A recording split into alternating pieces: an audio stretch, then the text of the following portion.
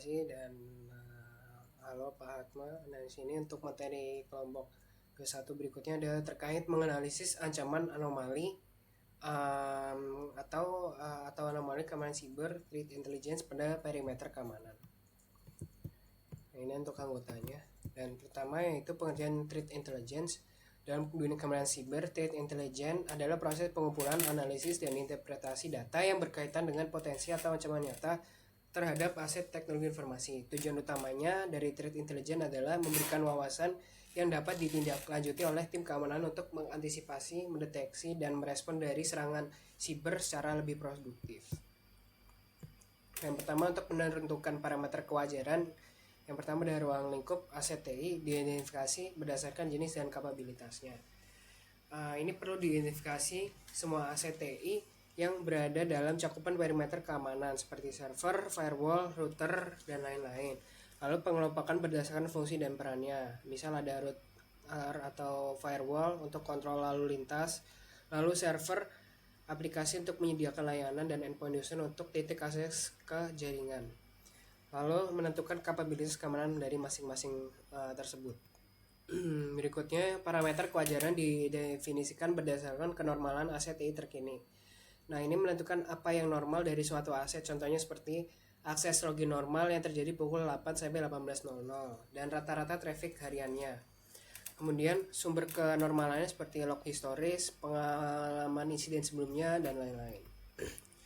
Lalu terkait anomali log yang dianalisis berdasarkan parameter kewajaran. Nah, di sini mendeteksi anomali waktu akses, frekuensi login gagal, dan traffic yang mencurigakan. Contohnya login di luar jam kerja yang dicurigai sebagai anomali. Lalu tipe log dan notifikasi dari ACTI diidentifikasi berdasarkan event.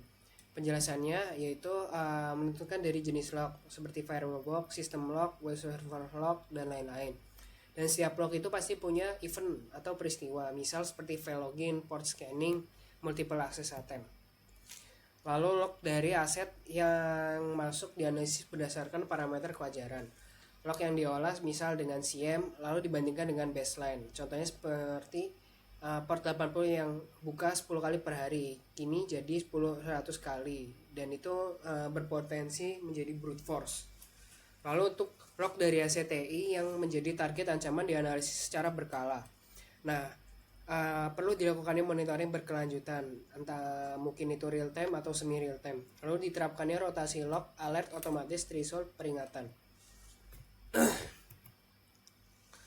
Lalu untuk berikutnya ada menentukan tingkat ancaman. Di sini ada jenis-jenis ancaman di ranah siber diinventaris berdasarkan best practice-nya. Seperti menggunakan referensi standar ada Mitre Attack, Cyber Kill Chain, dan OWASP Top 10. Lalu ancaman umumnya itu mungkin seperti malware, ransomware, phishing, DDoS, dan lain-lain. Lalu berikutnya ada rincian payload serangan menggunakan terhadap target yang ditinjau ulang berdasarkan kewajaran.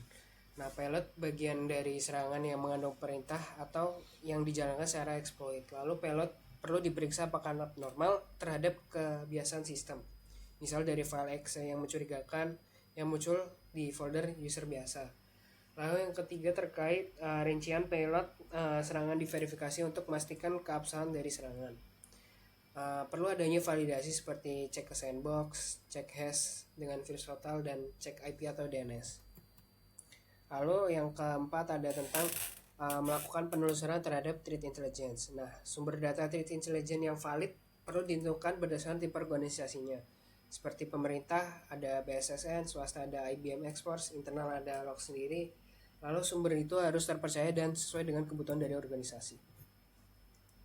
Lalu melakukan penelusuran terhadap threat intelligence. Nah, sumber yang menjadi ancaman perlu dianalisis berdasarkan data threat intelligence. Nah, sumber-sumber tersebut memberi data seperti IP address, domain jahat, atau hash file. Nah, perlu digunakannya untuk filter block, dan deteksi otomatis. Kemudian untuk jenis ancaman yang masuk beserta tipenya perlu dianalisis berdasarkan threat intelligence. Seperti ancaman yang diklasifikasikan seperti malware, spyware, brute force, dan phishing. Kemudian untuk tipenya berdasarkan asal ada APT, insider, mass attack, lalu teknik ada exploit, dan tujuannya seperti data theft, sabotage, atau sabotasi. Lalu untuk melakukan pengecekan korelasi dari beberapa log ACTI. Nah, log dari ACTI ini yang terkait dievaluasi berdasarkan parameter kewajaran. Perlu adanya untuk melihat log dari beberapa sumber untuk mencari benang merahnya. Contohnya log login plus firewall log plus antivirus alert. Lalu perlu pencarian pola berulang. Berikutnya ada laporan evaluasi log dari ACTI yang terkait dibuat berdasarkan parameter kewajaran. Nah, laporan evaluasi ini disusun berdasarkan waktu kejadian, sumber ancaman, dampak, langkah mitigasi. Dan harus sesuai format standar keamanan TI, misalnya ada NDST 800. Nah, ini untuk contoh implementasinya dari studi kasus deteksi dan respon terhadap serangan DDoS di perimeter jaringan. Nah, untuk langkah implementasinya ada identifikasi anomali melalui parameter kewajaran. Jadi tim SOC menggunakan baseline traffic normal yang sudah ditentukan dari threat intelligence sebelumnya. Lalu terjadi penyimpangan signifikan, jumlah koneksi dari suatu IP asing akan meningkat ribuan kali lipat dalam waktu yang singkat. Lalu analisis dan korelasi log melalui SIM, lalu log dari berbagai ACTI yang perlu dikorelasikan. Lalu untuk ketiga ada pemanfaatan threat intelligence feed. IP sumber serangan dikonfirmasi dalam threat intelligence feed eksternal harus sebagai bagian dari botnet yang aktif. Lalu yang keempat ada tindakan respon dan pencegahan. Perlu adanya penyesuaian dilakukan pada threshold IDS untuk mendeteksi serangan serupa secara lebih dini. Oke. Mungkin sekian untuk presentasi materi ini. Terima kasih.